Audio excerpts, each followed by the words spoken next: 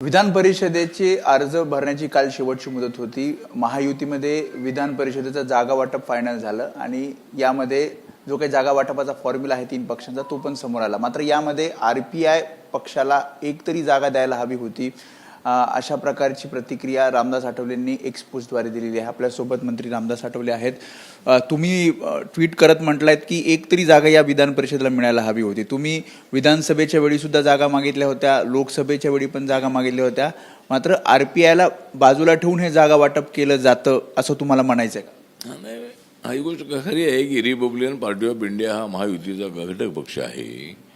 आपल्याला माहीत आहे की शिवशक्ती भीमशक्ती एकत्र आली त्यावेळेला शिवसेना भाजप अगोदर एकत्र होती, युती होती। पण मुंबई महानगरपालिकेच्या निवडणुकीमध्ये 2012ला आरपीआय त्यांच्यासोबत आला आणि युतीचा जो शब्दप्रयोग महायुती झालेला आहे। आता माननीय एकनाथ शिंदे जे आलेले आहे त्याबद्दल आम्हाला समाधान आहे। अजितदादा पवार साहेबांचा एनसीपी आमच्यासोबत आला ही अत्यंत आनंदाची बाब आहे। पण रिपब्लिकन पक्षाला कुठेतरी दूर ठेवण्याचा प्रयत्न होत आहे। एकतर मला राज्यसभा मिळाली ही गोष्ट खरी आहे। नरेंद्र मोदींच्या सोबत, अमित शहांच्या सोबत माझे संबंध अत्यंत चांगले आहेत। देवेंद्र फडणवीस यांच्यासोबत माझे संबंध अत्यंत चांगले आहेत। पण बीएमसी निवडणुकीमध्ये ज्या वेळेला आरपीआयला एक जागा मिळाली नाही त्यावेळेला देवेंद्र फडणवीस यांनी मला शब्द दिलेला आहे की रिपब्लिकन पक्षाला एक MLC देण्याचा त्यांनी मान्य केलेलं आहे। आणि मागे ज्या 10 जागांच्या निवडणुका 10 MLCच्या आमदारातून त्यावेळेला एक जागा मला मिळेल अशी आम्हाला अपेक्षा होती। की शब्द पाळला नाही भाजपने। तर म्हणजे आता एकतर आता 17 जागा आहेत त्यामध्ये आम्ही मागणी केली नव्हती, कारण या लोकल बॉडीच्या इलेक्शनमध्ये आम्हाला निवडून येणं थोडं शक्य होतं। पण आमदारांच्या ह्याच्यामध्ये काही अडचण अजिबात नव्हती। आणि एकतर आता 5 ज्या राज्यपालांच्या नियुक्तीच्या जागा ज्या आहेत त्याच्यामध्ये आम्हाला एक जागा मिळावी, त्यानंतर आम्हाला 1-2 तरी महामंडळाचे अध्यक्षपदे मिळावीत ही आमची अपेक्षा आहे। 40-50 तरी जर मेंबर आम्हाला मिळाले महामंडळाचे तर प्रत्येक जिल्ह्याला एका महामंडळ देता येऊ शकेल। तर एक तर मला असं वाटतं की आरपीआय हा प्रामाणिक हा पक्ष आहे, छोटा पक्ष आहे परंतु इमानदार पक्ष आहे। नरेंद्र मोदींच्या विकासाच्या या अजेंड्यावर आम्ही त्यांच्यासोबत अत्यंत ताकदीन आहोत। नरेंद्र मोदीजी बाबासाहेबांचं संविधान मजबूत करण्याचा प्रयत्न करतात म्हणून आम्ही त्यांच्यासोबत आहोत। आणि त्यामुळं मला असं वाटतं की महाराष्ट्रामध्ये आमच्यावर कुठेतरी अन्याय होतोय अशा पद्धतीचं चित्र आहे। केंद्रात तुम्हाला मंत्रिपद दिलं जातं मात्र राज्यामध्ये विचारलं पण जात नाही असं तुम्हाला वाटतं? तो गोष्ट खरी आहे की एकतर 2 मोठे पक्ष आल्यामुळं रिपब्लिकन पक्षाचं नाव सुद्धा घेतलं जात नाही आहे। एकतर महायुतीमध्ये आरपीआय आल्यानंतर महायुती झालेली असताना सुद्धा रिपब्लिकन पक्ष महायुतीमध्ये आहे की नाही अशा पद्धतीचं प्रश्नचिन्ह आहे। दिल्लीमध्ये आम्ही एनडीएमध्ये आहोत पण बोललात का नरेंद्र मोदींशी किंवा अमित शहांशी या सगळ्या संदर्भात बोललात का की राज्यात तुम्ही जसं म्हणालात की आरपीआयवर अन्याय होतोय?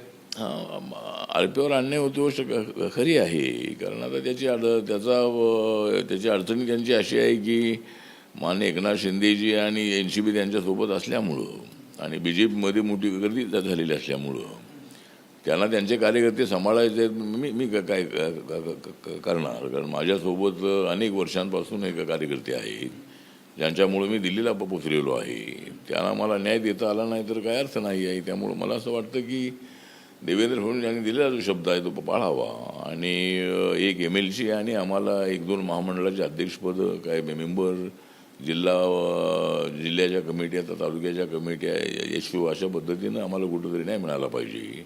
एकतर मुंबईमध्ये आमची ताकद मोठी असतानाही आम्हाला एक जागा तर दिलीच नाही, पण एखादी कॉप्शनची जागा होती ती तरी आम्हाला एखादी मिळणं अत्यंत आवश्यक। कार्यकर्ते काय म्हणतात तुमचे? कार्यकर्ते काय म्हणतात? आरपीआयचे कार्यकर्ते काय म्हणतात? महायुतीमध्ये नाराजी आहे की आपल्याला डावलं जाते असं त्यांचं म्हणणं आहे, आपल्याला न्याय मिळत नाही ही त्यांची भूमिका आहे। आणि त्याच्यामध्ये त्यांना माहीत आहे त्यामध्ये मी प्रयत्न करतो पण आपल्या मित्रपक्षाकडून BJPकडून त्याला साथ दिली जात नाही अशी भावना सगळ्या कार्यकर्त्यांची आहे।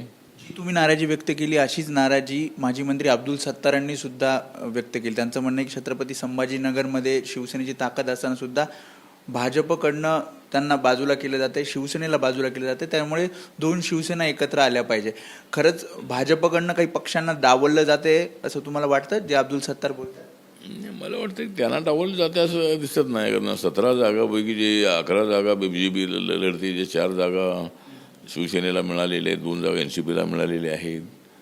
त्यामुळं त्यांच्यावर फार अन्याय होतो असं नाही आहे. पण आता जागा वाटपामध्ये BJP सर्वात मोठा पक्ष आहे आणि त्या प्रपोर्शनेटमध्ये ते 11 जागा लढतायत, ही गोष्ट चांगली आहे. त्यामुळे शिवसेनेवर अन्याय होतो असं मला वाटत नाही. म्हणतं की गृहीत धरू नका, RPI पक्षाला गृहीत धरू नका.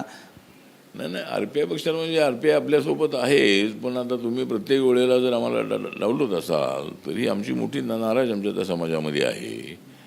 लोकांना माहीत आहे की मी लोकांसाठी लढणारा मी कार्यकर्ता आहे आणि मी प्रयत्न केल्यानंतर सुद्धा आम्हाला काही मिळत नाही, भावना लोकांची आहे. त्यामुळे देवेंद्र फडणवीस जे कार्यकर्त्यांना ओळखणारे आहेत, कार्यकर्ते सांभाळणारे ते आहेत. त्यामुळे रिपब्लिकन पक्षाच्या कार्यकर्त्यांना सांभाळण्याची जबाबदारी ही त्यांच्यावर आहे. भेट घेणारा, फडणवीसांची भेट घेणारा? त्यांना भेटणार आहे मी. त्यांना वेळ मागितलेली आहे. आता मी 1-2 दिवस दिल्लीला आणि कर्नाटकमध्ये आहे. मी आल्यानंतर त्यांची वेळ मागितलेली आहे आणि त्यांना भेटून त्यांच्याशी मी चर्चा करणार आहे. त्याच्यामुळे होते रामदास आठवले त्यांनी थेटपणे मुख्यमंत्र्यांना सांगितले आहे की जो शब्द दिला होता तो शब्द त्यांनी पाळावा आणि एक प्रकारे विधान परिषदेमध्ये एकही जागा यावेळेस मिळाली नाही आणि पुढच्या वेळेस मिळावी, अशा प्रकारची मागणी त्यांनी केलेली आहे. आणि ज्या प्रकारे RPI पक्षाला राज्यामध्ये डावललं जाते त्या संदर्भात नाराजी सुद्धा व्यक्त केली आहे. कॅमेरामन अरविंद बारगेसह मी वेदांत नेब, ABP माझा, मुंबई. ABP माझा, उघडा डोळे बघा नीट.